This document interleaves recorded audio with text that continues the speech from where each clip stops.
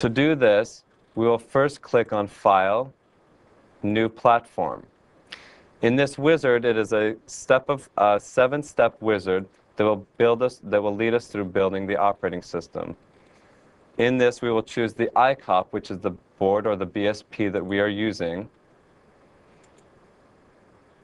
We are then able to choose a type of configuration. In this configuration, we will choose Internet Appliance. We can name the platform, and in this, we are going to name it ICOP. We can click Next. And in this, we can choose the applications or the media components that we would like in the operating system. We are going to go ahead and choose to not install a lot of these because we're not needing them in this lab. So we can uncheck our internet browser, our Windows Media, and our MPEG 4 video. Choose Next. And all these settings in our networking and communications, we can all use them just as they are set. In the next one, it just tells us that we are completing the new platform wizard, and we can go ahead and click Finish. In this, the next step that is going on is that the OS is actually going and grabbing all of the components that we have selected and creating a build for us, which you can see over in the left-hand box called our ICOP features. It has pulled together all of the components we've selected so that we can view what our OS will be built as. To add in support for the Windows CE.NET test kit, we go over to our catalog, which is over in our right pane. We click on Device Drivers and scroll to the bottom. We will see the component called Windows CE Test Kit Client. We can right-click and select Add to Platform. Over in the left pane of our ICOP features, you will now see the Windows CE Test Kit added into our operating system. For this build, we are also going to drop down and we're going to select Debug instead of Release. This will actually determine what type of build is created, a debug or release. And from here, we are actually ready to build our operating system by selecting the Build Platform button. Or we can actually go up to Build and select Build Platform. Since this takes some time, we have already created this. And this is our actual debug platform built and ready to download onto our platform. It's actually already downloaded and we are ready to go. To download, we can simply select Configure Remote Connection under Target, and we can set up our services. As you can see, the ICOP demo, Ethernet, Ethernet, and click Configure and Configure to download. Downloaded and ready to run, you can see our Windows CE.NET operating system on the device and ready to go. What we're going to run through now is the Windows CETK and how to use this test kit to test your built operating system. To start the CETK, you have a few options that you can choose. The easiest of which, since we've added it to our operating system, is to select Start, Run, and type client side. What this will do is we'll call to our release directory on our host where the operating system was built. We'll find the executable client side and launch it. In the client side, you will see the initializing communication. It'll be searching for the server and on the port number that we have selected, and it will be attempting to connect to SCRAT2.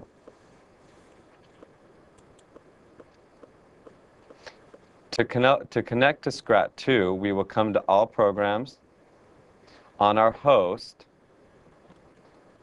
find where we have Microsoft Windows CE.NET 4.2, and we want to select the Windows CE.NET 4.2 Test Kit. This opens up on our host.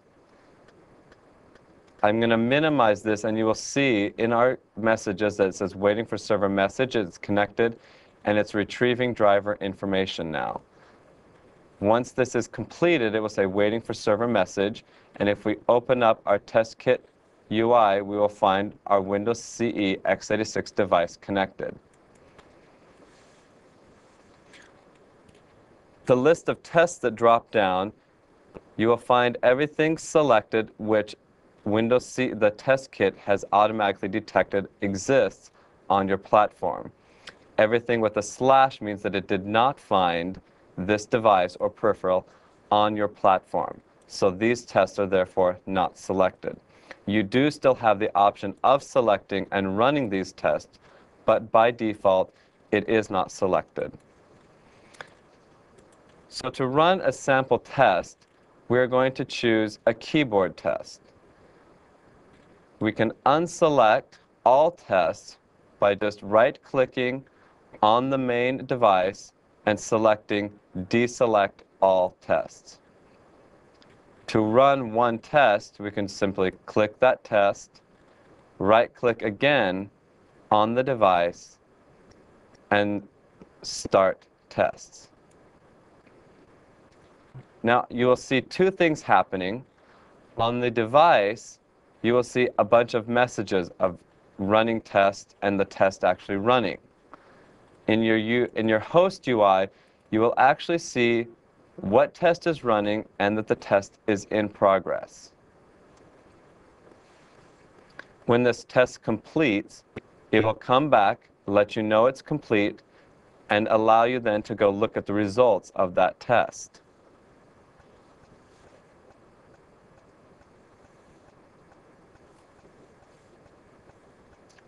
The test is completed, and it comes back and it has passed. So to view the results of this test, you simply right-click on the test, and you select View Results. You can come and you can see the summary is initially shown, and you have one test passed, none failed, none skipped, and none aborted. You can actually look at the one test that was run and view the pass and the information from that specific test. The file name is initially logged with the result, the device name, the test DLL, whether it's encrypted, the size, the date, and time. This is very useful in understanding which tests and results you're looking at for each test run. We can now close down the results and come back to our host UI to see how we can use more features of the CETK besides just running the standard tests. To create a sample suite, we can actually combine a set of tests that we want to run each time we select in that device. To do this, we can select Suite Editor. We can create a new suite. We will call this James Suite. Select OK. And down below in the test, we have every test available to run. We can now go through and select the specific tests that we want. I am going to deselect all tests, and then I'm going to select a keyboard test, a mouse test,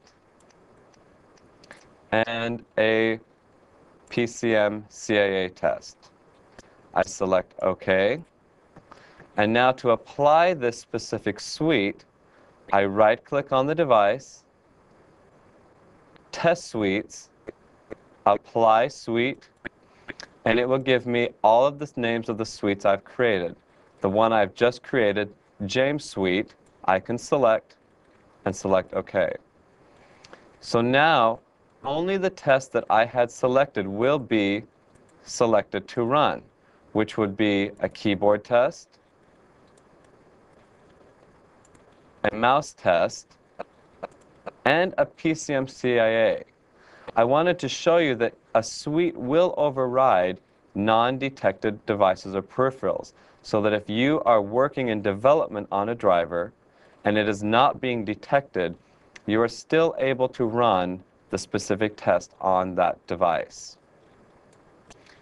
At this point, you could easily come and select Start Tests and run those tests. All of them will run in sequence, starting from top to bottom. To manage each custom test, there's also added value that is not usually started in each test. For example, if I go to the Help and go to Help Topics, in the Help Topics, we will see Windows CE.NET Test Kit Tests. This will display each test and give the specific directions and instructions for each test. If we take a specific test like the modular stress test, or we could use the one-card network test, it will give us all the instructions about this test and how to use it. To run the test, what I wanted to show is that there are actually other command line entries that you can use to do specific features or different tests for this networking.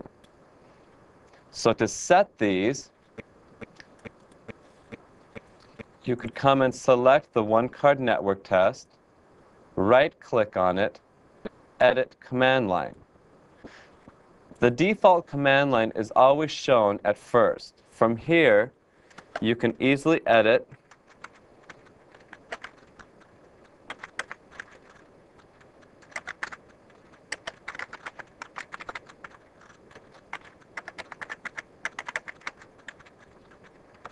the command line to add in different functions. In the case of the one-card network test, you would actually add in a -C bracket or parentheses, a -T, the name of your network card, and you could also add in a -No on bind, which would allow everything that is bound to that network card to stay bound. You can temporarily apply this to your device or permanently. So this is the way to add extra functionality to your tests by editing the command line. Now I would like to go through and look and observe at how we can add in our own specific custom tests into this framework. To do this, we could click on Tests in the menu, select User Defined, and this is a wizard that will run you through adding in any specific tests which you have created or written. We can add a new test, we can edit an existing test, or delete an existing test. For right now, we're going to add a new test. The first thing it will ask you is the name of the test. We'll call this Custom Test 1. It will ask for the Tux module or the DLL. We can browse, and I'm just going to select an already built test, and it will automatically create the custom command line, the default command line needed. From here, you can add any other options or just leave it at the default. Select the processor type that this DLL is built for and select Next. This will give you all the information we have that is needed. In the next pane, select Next, and you are finished completing the user-defined test wizard to add in a test.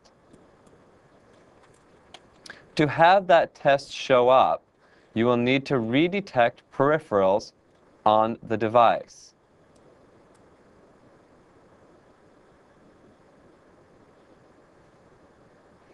Any new devices that come connected to the host UI will automatically show the user-defined, and any that are already connected will just need to redetect peripherals.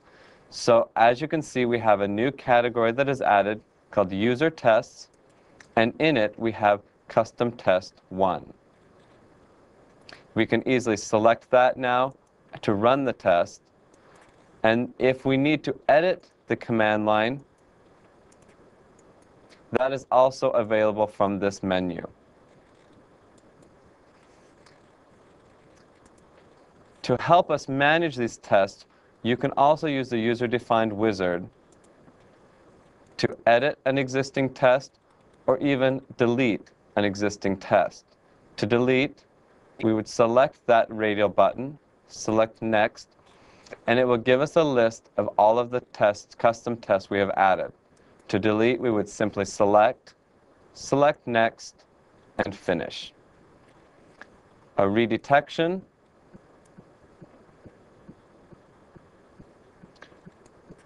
and we'll find that our user test is gone from the list of tests that are available to use.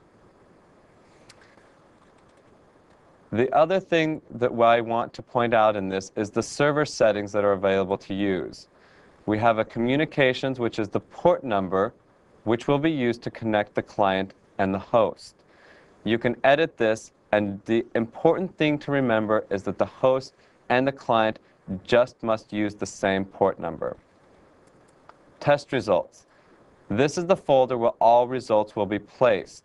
You can manage this from this UI. You can open the results folder and view how it is categorized by the device that is set up, the date, and the time. To close this folder, you can empty the results folder, and you can also browse and move the results folder. The Test Suite tab will allow you to automatically apply to a newly connected target device. So my James Suite, if selected, will now be applied to every device that becomes connected to the host. Those are the server settings that can be used. The help is also a very helpful piece of information to read through and use. It will walk you through setting up and starting the CETK, the different methods of connecting the device. It will walk you through how to build and create Tux DLLs that can then be used for custom tests. And it walks through each test that is in the test kit and shipped with Platform Builder. So at this point, what I want to do is just run through some of the remote tools that ship with Windows CE so we can examine how you can further test your operating system image. First, let me just close down some of the windows that James has got open here. Okay. So here is Platform Builder. This is the tool that we use to configure, build, download, and debug our operating system image. Right now, I'm on the file view inside of Platform Builder. This shows me 3 applications that are part of my operating system image. An application called GDI Leak, and this application leaks GDI objects. We'll have a look at some of the source for this in just a second. Philo, which is a version of the standard dining philosophers application, where you have a number of people sat around a table, each has got one chopstick. In order to eat, each person needs to hand a chopstick to somebody else, so they then have 2 chopsticks to eat. This is a standard operating system test, the handoff of resources from one thread in an application to another thread, and then walk tree. And we're going to be using these 3 applications, along with some of the remote tools that ship with Windows CE, to examine how you can further test and debug your operating system images. So we're actually going to be starting with a tool called Application Verifier. Application Verifier ships as part of the Windows CE test kit. So I'm going to have to restart client side and start the CETK so that we can view that test in just a second. One of the things that I want to show you first is some of the source code for this application. So here we have the Windows procedure, the WinProc for this application. And you can see that I have the WM Paint handler here. And the WM Paint handler is obviously the message that gets passed to the application in order for the application to paint the client area of its window. And what this is going to do is get an HTC, a handle to a device context. It's going to get the size of the client rectangle, the size of the client window. It's then going to call an API called drawText, and then a function that I've added into this application, which is called drawLogo. If we have a look at the drawLogo source, you can see that inside of drawLogo, what this is doing is creating a handle to a bitmap, HBMP, and I'm calling a function called load bitmap to load the bitmap from the resources of the application. I'm then calling a function called getObject, which will return me the size of the bitmap, the width and the height. I'm then creating a compatible device context using createCompatibleDC. I'm selecting our bitmap into the existing device context. I'm determining the width and height and the position that that bitmap needs to be painted to be center of the screen. And then I'm calling a function called bitBlit to draw the bitmap onto our actual client area. Now, one thing you'll notice about the source code, it looks fine, it seems to be doing the right job, but there are two APIs that I'm calling here that I really should be tidying up from. The first of which is called load bitmap. Once I've called load bitmap and I've used that bitmap, ideally I should be calling delete object to delete that object that I've created. And with createCompatibleDC, I should be calling deleteDC to delete that device context once I finish using it. So there are two APIs that I should be calling. In each of these cases, I've got a handle, in this case a handle to a device context, and in this case a handle to a bitmap, which is 4 bytes each. So in effect, I'm leaking 8 bytes of memory for each call to these APIs. Now, 8 bytes doesn't sound like a whole lot of memory, but if this application is running for minutes, hours, days, weeks, months, or even years, over a period of time, obviously that memory leak could increase. Every time the WM Paint handler is called, we're leaking another 8 bytes of memory. So over a period of time, of course, that 8 bytes could start eating up the entire process address space for this application. And eventually the application could fail because, of course, what I'm not doing here is testing the return codes from load bitmap. So I could be calling load bitmap and not checking the return code, getting an error instead of an actual address to a bitmap, and therefore trying to select that handle into a device context, which of course will fail, and then trying to bitblit, which may well cause an access violation and cause my application to fail, which is not exactly what we need inside of our application. So just examining the source code, I can see that there are two leaks, load bitmap and createCompatibleDC. How else could I figure out that these two leaks exist as part of this application? Well, let's go to our Windows CE device, and I'm going to click on Start and Run. And I've already got client-side as the command line, so I'm just going to click on OK. And that's going to run the client-side application. So client-side is now running. I'm just going to minimize the Windows CE remote display and also minimize Platform Builder. And on my desktop, I've got a shortcut to the Windows CE test kit.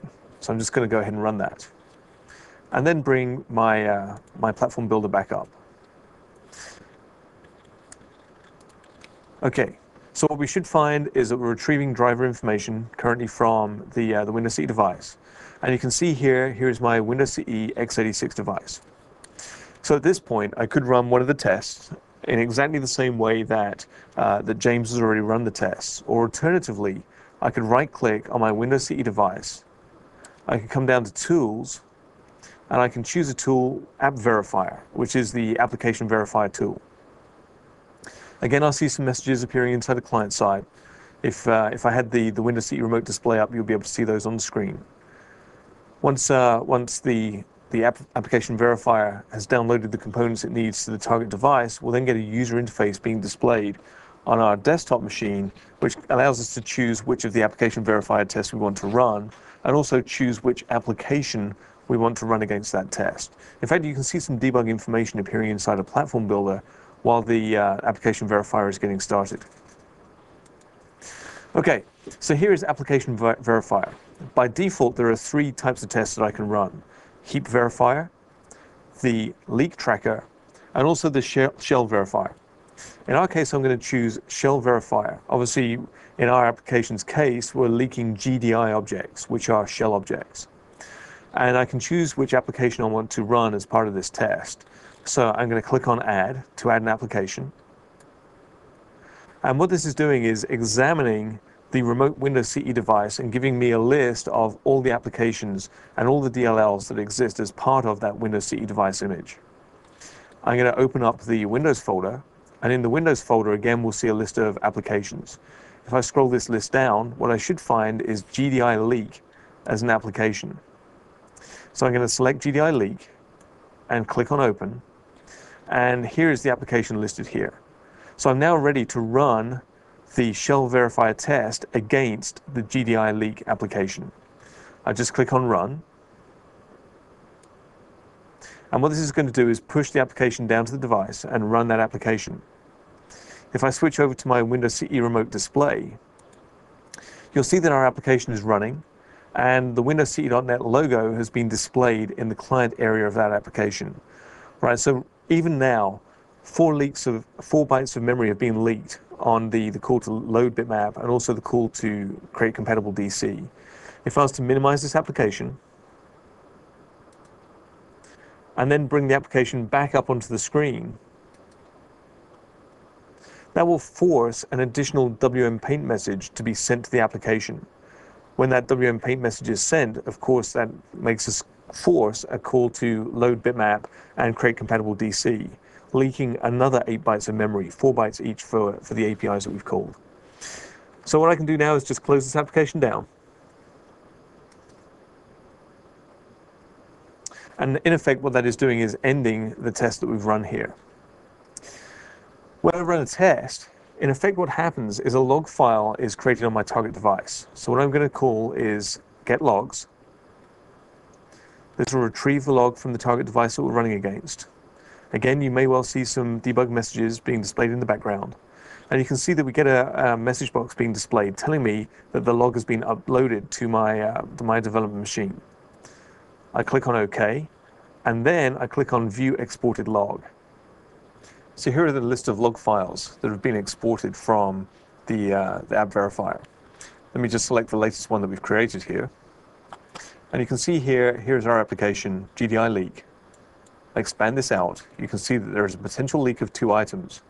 And again, when I expand this out, you can see the complete call stack. And here's our leaked items, a call to load bitmap, and also create compatible DC. So we can see here that making use of the application verifier, the app verifier, which is a tool that ships as part of the Windows CE test kit, or CETK, is a great way for us to examine, in this case, GDI leaks inside of our application. But we also have additional tests that we could run on top of our application, including a heap verifier and a handle leak tracker. Again, these are additional tools that you can run on top of your operating system image to make sure that you're not leaking either heap handles, any handle leaks out of your application for files or whatever else, or any kind of shell components, whether this be bitmaps, GDI objects, handles to device context, or whatever else. Okay, at this point we're done with the application verifier. Obviously we could run additional tests at this point. And we're also done with client side, so I can close this down as well. Okay, let's go back to Platform Builder. Now let's examine the next tool. The tool I want to run is called the Remote Kernel Tracker. This is on the Tools menu. I select Tools and Remote Kernel Tracker. The Remote Kernel Tracker is then displayed on the screen. Now you'll notice that there are a number of platforms that I could connect to from here. I have a VoIP platform. This is a voice over IP platform that I'm currently working on. I have an XML demo platform that I'm using to build XML web services for Windows CE. But in the case of using the Remote Kernel Tracker, the Windows CE.NET default platform and default device is always the last device that Platform Builder has downloaded to. So to connect up Platform Builder, the kernel tracker, to my target device, I simply select default device and then click on OK. This is going to use Kittle, the kernel independent transport layer, to push down the components needed for kernel tracker to my target device. Once the components are downloaded, I will then see a list of the interrupts and the running processes on my device shown on the left-hand side of the screen. Now, once kernel tracker is running, I have an application that I want to run. And the application that I'm going to be running in this case is a console-based application. And the console-based application is called Walk Tree.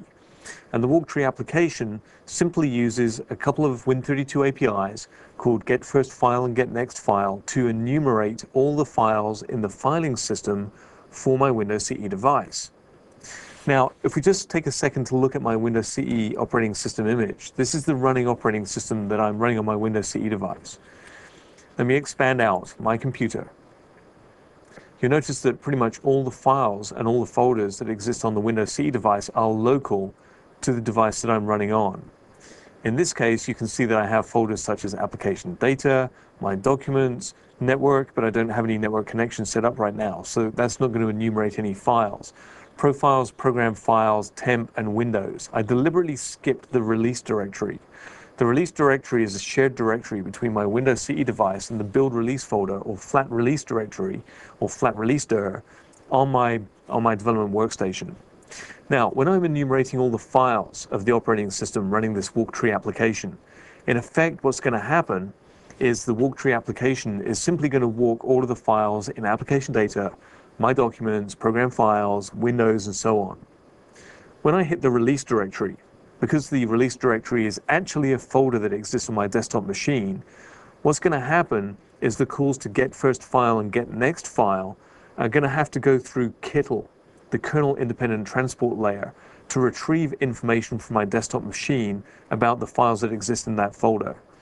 Therefore, when we're enumerating files in the release directory, we should see a huge amount of traffic over the KITL interrupt within Windows CE. Let's go ahead and see how that works. Okay, so here's Platform Builder. To start the walktree application, I can simply type S for start, walktree.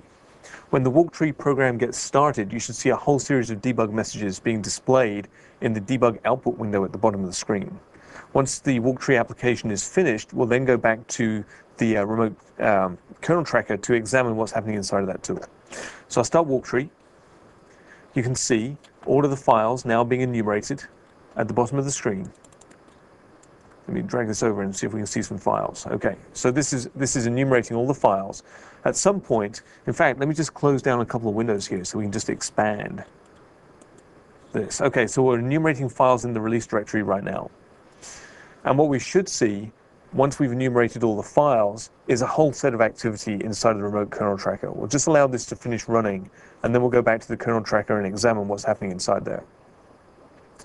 In fact, once this is finished, we're going to be running a couple of additional applications. We're going to be running Philosophers, which is the standard Philosophers Dining scenario application. We have, in this case, 5 threads. Each thread, in effect, has a chopstick, and each thread needs to hand off its chopstick to another thread or user in order for that user to have 2 chopsticks so they can then eat. So we're going to be running a profiler on this application. In fact, we're going to be running 2 profilers, one called the Remote Call Profiler, which is a graphical tool for examining the way in which our application is running, and the second, the Monte Carlo Profiler, which runs inside of the Platform Builder tool. Okay, so at this point, the enumeration of files is complete. We can now go back to the remote kernel tracker and expand the walktree program. I'm actually going to maximize kernel tracker so we can see as much information as possible.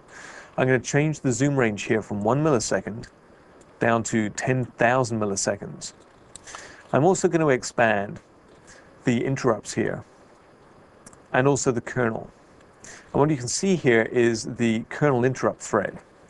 So at some point, we should see a huge amount of activity on the walktree thread. Let me just drag this back. Okay, you can actually see the start of the activity here. We can start to see the activity calling up into the KITL interrupt thread. Let me just pull down the zoom range here and expand this across so we can now see the calls from the walktree. In fact, I need to come across slightly further. Okay, here we go. So we can now start to see the calls from the walktree thread up into the KITL interrupt thread, into the kernel independent transport layer. So for each file we're enumerating inside of the WAC release folder, which is mapped to the flat release directory in my build release system, we're going to see a number of calls between our walktree thread and the KITL interrupt thread, or the kernel interrupt thread. Now, this is just an example of how we can use the remote kernel tracker. Obviously, in real life, what we may be wanting to do here is track the amount of time between a physical interrupt, a hardware interrupt on our board, whether this be networking, a mouse, keyboard, a touch screen, or whatever else, and the amount of time between that physical hardware interrupt occurring, and of course we can see that on the interrupts at the top of the screen, and the amount of time between the physical interrupt starting and us hitting the code inside of an interrupt service thread or an IST inside of a device driver, perhaps being managed by the device.exe, the device driver manager within Windows CE. This of course, the delta between the time from the interrupt starting and the time of our IST starting its first line of code would be the interrupt service thread time, the amount of time that we'll be tracking as part of a real-time device. So I can do a number of things here. I could look for timing deadlocks inside of my operating system. I could actually look at the amount of time between a physical interrupt starting and the amount of time between my code starting and stopping as part of an interrupt call, and therefore examine the real-time behavior of my operating system running on top of Windows CE. Okay, I'm now done with the kernel tracker. I can close that application down. And no, I don't want to save the collected data. Obviously, that's an option that I might want to consider. I might want to save that application data and then send that off to another developer inside of my team so they can then simply run the remote kernel tracker, open that saved data, and spend some time analyzing that data to find out what's going on inside of that code. Okay, so that's the remote kernel tracker. What we're going to be looking at next is the remote call profiler. Again, this is a remote tool. So what I'm going to do here is start Tools, Remote Call Profiler. I'm also going to connect to Windows CE.NET default platform and default device. Going to click on OK. And again, this is going to push down various components needed by this application to the target. You can see both in the device download, some components being pushed down and registered, and also in our debug output window inside of Platform Builder, we can see various debug messages being displayed. Okay, so what I want to do now is start our Philosopher's application. The way I do this is by clicking on Launch, and this is going to prompt me for the name of an application to run. And I'm going to put in here philo.exe. And in effect, what this is going to do is run the Philosopher's application. So I'm going to start collection on run and finish collection on exit. I click on OK. This will start the application running. And you can see one process is now running, and we have 6 threads running as part of that process. We can also see a number of debug messages being displayed inside a Platform Builder, which is giving us information about the Philosopher's program while that's running. Okay, the program has now exited. So now let's bring up the remote call profiler. So here we can see the various threads, as well as the main application thread inside of the system. And we can see on this graph shown here on the right-hand side of the screen, various timing results from running that application. Now we have the ability to look at various aspects of that application while it was running. In this case, perhaps what we want to do is have a look at a top-down view. We could also, of course, look at a call tree, we could examine a butterfly view, we could look at a module summary view, or we could look at a top-down view of this application. It asks for the name of the application that we're running. We'll click on that. And now we examine the timings of this application while this was running. So you can see here the philo.exe, the call to a function called mySleep, and we can examine the amount of time that was spent in this function, which in this case is 78.14% included time was spent inside of the mySleep function. If we wanted to, we could further examine this by looking at a call graph view of this application. And this then gives us a graphical view of the amount of time that was spent inside the application. You can see most of the time is being spent in function philosopher. And I can expand this out and see that even more time was spent in a function called ponder nothingness. And then if I expand that further, I can see that the majority of the time from ponder nothingness is spent in a function called mySleep. Now, if we examine the source code for the Philosopher's application, we can see that actually the amount of time that's in mySleep is simply calling the Win32 API sleep. And so, in effect, it's just a totally contrived way of spending time inside of the application. Obviously, what I could do to spend less time in mySleep is just remove the call to sleep, and that will dramatically speed up the runtime of the application. Okay, so that's a quick look at the Windows CE Remote Call Profiler and a couple of views inside of that, of the data that's been captured from running our Philosopher's application. Let's close that down.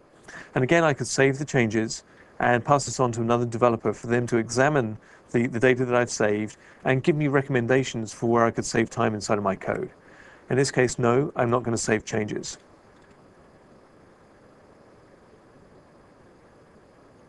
Okay, so at this point we're back to Platform Builder. What I'm going to do now is run the Monte Carlo profiler against exactly the same application.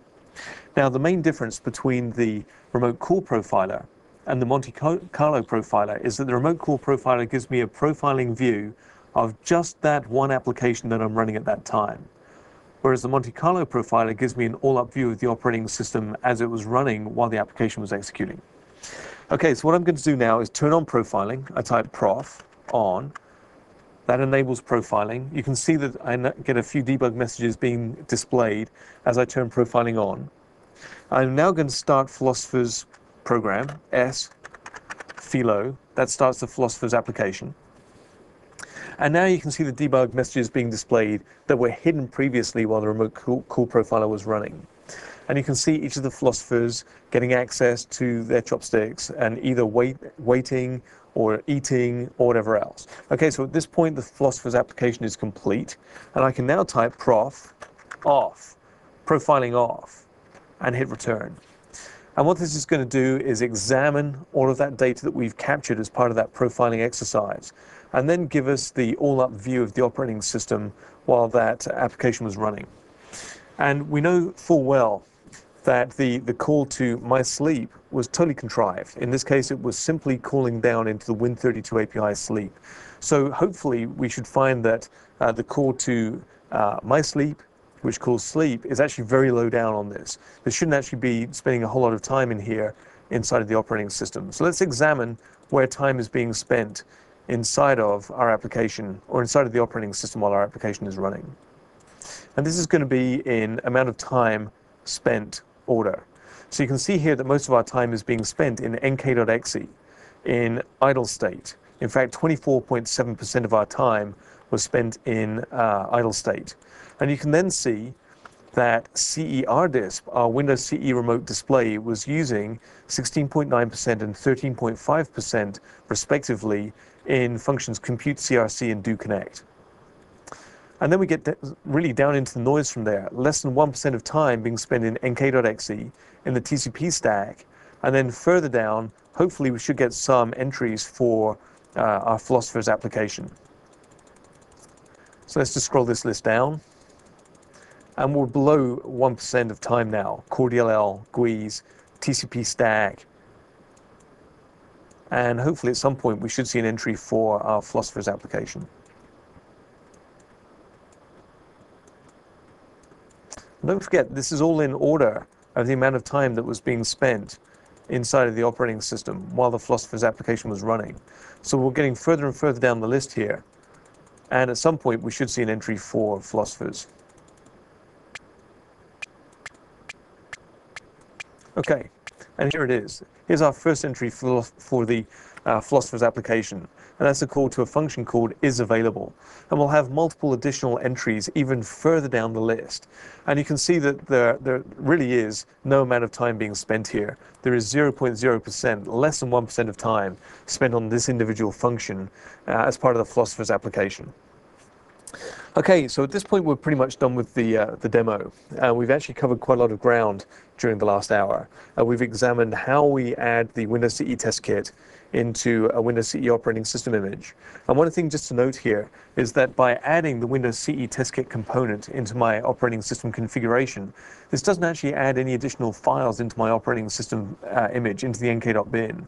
In effect, this copies a couple of additional files into my build release directory that will be used by the Windows CE test kit while the Windows CE operating system image is running.